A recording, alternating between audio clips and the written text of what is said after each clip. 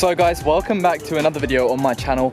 Right now I'm off to go and try and sell my guitar and my light because obviously I'm leaving Sydney in like 2 days, and then I need to go get some food for camping. This is the last time I'll see this sign. I am probably walking down this Sydney parade for literally the last time, so yeah.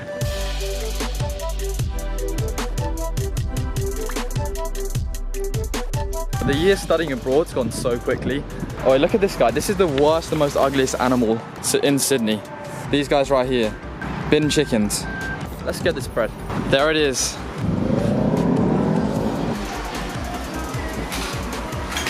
I guess you can always find stuff that is on eBay cheaper. Cheaper, yeah. But it just depends on the quality. Oh, no. 60. The cover was like 25, like it's a big. How about 60 for the whole lot? Yeah, it's still the same, you know. Yeah, 55. 60. I know this whole set they sell 35. 60 total, shake my hand up. Deal? Thank you very much, man. Thank you. Seems to be going. 100%, I promise you, 100%. It's going. It's just a bit slow, that's all. Just zoom into your eye. That is working now. Why is that working now? What the? Perfect camping food. So apparently there's no water supply for the 2 days. So we're gonna get 3 of these. And then 100 grams of mild, please. Thank you. What the hell? They literally just rounded my bill down 2 cents.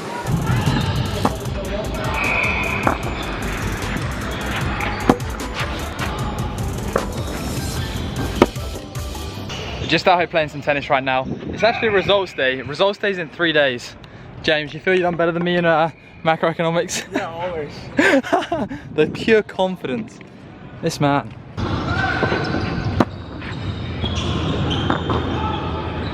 Just finished up playing some tennis. Yeah. You excited for? So excited! It was first experience in my life. You excited for results day? In 3 days. I didn't really count the results in tennis. Oh yeah.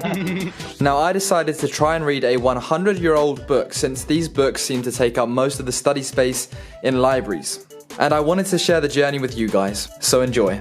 Now a funny fact about me is that I'm not normally the biggest reader, so taking up this challenge is a bit bizarre for me. Most of the books I've finished are probably the ones we had to do for English GCSE, such as Mice and Men. But today, that is about to change because I'm going to embark on the challenge of reading a 100-year-old book. I actually can't describe how grateful I am that YouTube is here and Crash Course is here, so I don't have to read these. So this seems to be like a potentially a good choice, 1910 to 11, but the size of it is pretty ridiculous, so we're going to try and find a smaller one.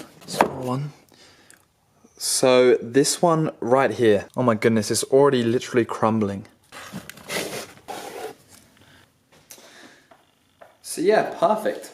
There is 500 pages. Oh my goodness. Commonwealth Law Reports from 1917 to 1918. So I know I don't study law, I may struggle with this, but I still reckon I can learn some interesting things. So just as a quick FYI, I'm starting my first reading session now. It's 7:33. I'm going to try and go for an hour or two, see how far I get. So when people ask me what I did this summer, I will say I read an old law book for fun. Nice. What have I got myself into? Am I going to get bullied for this?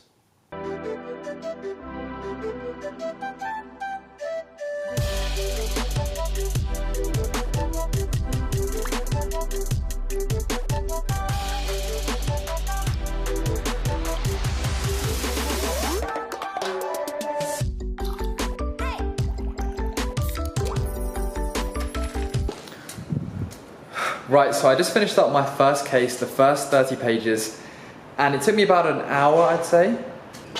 Dylan! Hey, Misha, my bro. Going out tonight?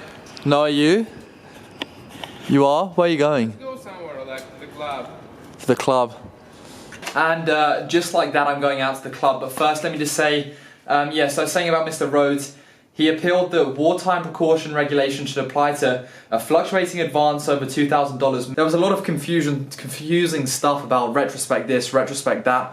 I had no clue what was going on. A lot of regulations were mentioned. The High Court gave a preliminary objection, which was that the appeal was incomplete. That then sparked debate about is appeal a right or procedure. But in the end, the case was dismissed as incompetent, and wartime regulation does not apply on overdrafts past $2,000 in 1917. Anyway, I'm going out to the club, so...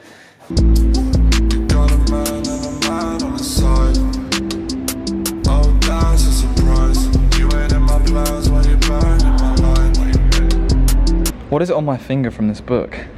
It's actually 100 years old. This is a book from pre-World War II. Here you go, James. Do you want me to read you some, James? Me. I'll read you the first bit. I don't understand the language, right? So it goes, I've never looked at it yet. Appeal from the Supreme Court of New South Wales. On the 8th of August 1874, an indenture was executed by John Corn. What's an indenture? Alright, can we Google it? I've actually done it. Okay, so he executed a legal agreement. There were trustees. It was over land for his wife Susan Corn, the natural love and affection of the said John Corn for his said wife. And their issue. What the hell is all this said wife, said John Corn? That's the way they spoke. Back in is that because it's 100 years old or law? I don't know. You don't know? No idea. Oh, for the gram.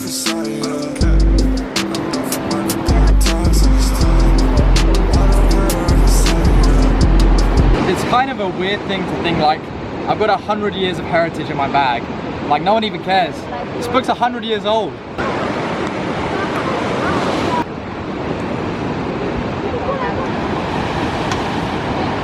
Trousers can be converted into shorts, James. You know that, right? Yeah, but it's so hot up here. I don't think we're supposed to go up here. Yeah, you don't say.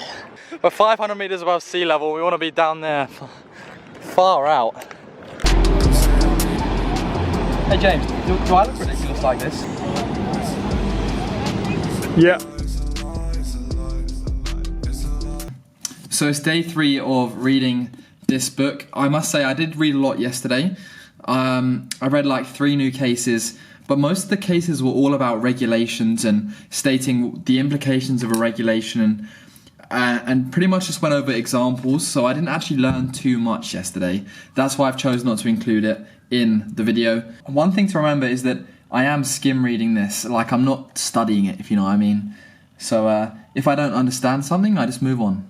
Yeah, anyway. So this is essentially what it looks like inside the book. You can see that it basically just goes over cases and cases and cases and cases. And you find that as you get towards the end of the book, the cases become a lot longer. This book is surprisingly written really well. I thought I would struggle to understand it, and there has been a few words in here that I've had no clue what they actually mean. I've had to Google it. But the way it's written and the structure is very easy to follow. It's actually, I mean, I definitely would never read this ever again in my life, but it's actually not a bad book. So I just finished up doing some more reading. I can't lie, I'm getting very tired of reading this book now. So I was low-key confused by the very first basis of appeal. Basically, George charged that Alfred, an election council officer, did not cause to be counted in his presence and subject to his supervision the votes recorded for each candidate at each polling place contrary to the ordinance in such case made and provided objection was taken that a prosecution for such an offence could not be instituted or carried on by a person not having authority to prosecute for or behalf of the council. I think I'm just confused at the general English vibes here. That is the charge. Essentially, the court deemed that George, who was going for the appeal, had no authority, so they just dismissed him. However, there was a lot of debate over whether this was an erroneous thing to do. So there was another court hearing. He appealed the decision to dismiss the information, and another judge ruled that the magistrate's initial decision was wrong. It was erroneous, because under the Fines and Penalties Act, anyone can sue anyone for an offence against ordinance. So then the appeal escalated to the High Court. The High Court agreed with the original court, and said that George had no authority to be making these claims, and etc, etc, etc. So essentially the special leave to appeal got refused.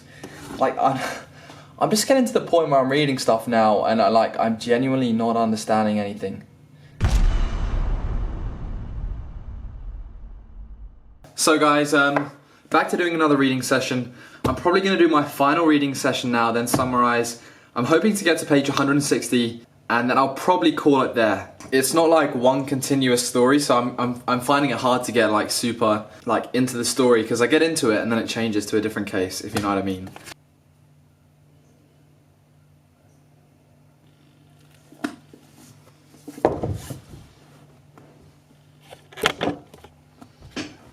So I just finished up to page 160 of the book. I read the last case.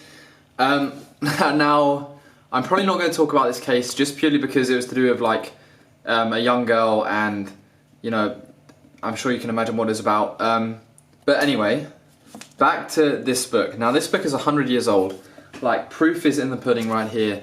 This has rubbed off on all of my clothes and everything like that. I'll be returning it to the library tonight.